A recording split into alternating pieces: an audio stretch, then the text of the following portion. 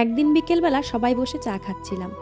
বাবা হঠাৎ মাকে বলে উঠল, মিতার মা জানো, তোমাকে সেই দিন যে ছেলেটার কথা বলেছিলাম, ওই যে বড় ব্যবসা করে, ওরা আমাদের মিতাকে পছন্দ করেছে, বলেছে এই মাসের মধ্যেই 4 হাত এক করে দিতে।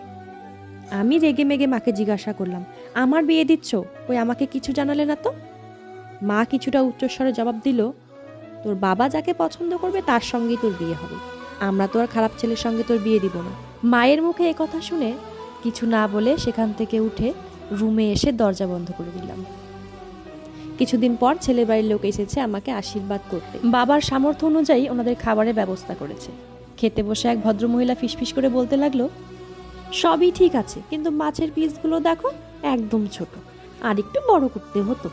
আর দেখো ডালটা করেছে একদম পাতলা জলের মতো, গরিব মানুষের সঙ্গে আত্মীয় করলে এরকমই হয়। কথাটা শুনে মনের ভিতরে কেমন একটা লাগলো। কিছুদিন পর আমাদের বিয়ে হলো। বাবা ধার দেনা করে খাট, আলমারি, গয়না সবই দিয়েছে আমাকে। বউ ভাতের পরের দিন সবাই খেতে বসেছি। শাশুড়ি পাশের রুম থেকে বলে উঠল, মাছের পিসটা রেখে দিও, রাত্রে তোমার ছোট ননদ খাবে, ও আবার মাছ ছাড়া ভাত খেতে পারে না। এই কথা শুনে খাওয়া শেষ করে ঘরে গেলাম। কিছুক্ষণ পর শাশুড়ি আমার ঘরে এসে এদিক ওদিক দেখতে লাগলো। আমি মাথা নিচু করে দাঁড়িয়ে আছি।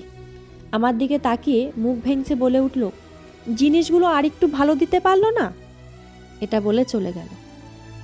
দিরাগমন থেকে এসে সন্ধ্যাবেলা ক্লান্ত শরীর নিয়ে রান্নাঘরে গিয়ে রান্না করে সবাইকে খেতে দিয়েছি। খেতে বসে বর বলল, ডালে এত লবণ দিয়েছ, খাওয়া যাচ্ছে না।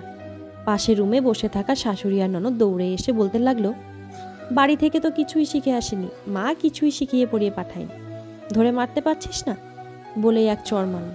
বাপের বাড়িতে ফোন করে মাকে সবটা জানালাম। মা বলল, বিয়ের পর এই সমস্ত একটু আধটু হয়, আমরা তো আর কম সহ্য করিনি, তুইও সহ্য কর, কিছুদিন পর সব ঠিক হয়ে যাবে। এ কথা বলে ফোন রেখে দিল। কি করব, কাকে বলবো, কিছুই বুঝতে পারছিলাম না। এইভাবেই সহ্য করতে করতে 3 বছর পার হয়ে গিয়েছে। দুদিন থেকে শরীরটা ভীষণ খারাপ, সকালে বিছানা থেকে উঠতে পারছিলাম না। রোজ আমি সবার আগে ঘুম থেকে উঠে বাসি কাজ সমস্ত সেরে সবার জলখাবার রেডি করে দিই। আজকে 7টা বাজতেই শাশুড়ি হঠাৎ দরজা চাপড়ে চিৎকার করতে লাগলো, সকালের জলখাবারটা কি পাবো? এ কথা শুনে ঘুম ভেঙে কাঁপতে কাঁপতে দরজা খুললাম। মাকে বললাম, শরীরটা ভালো নেই, তাই একটু দেরি হয়ে গেল।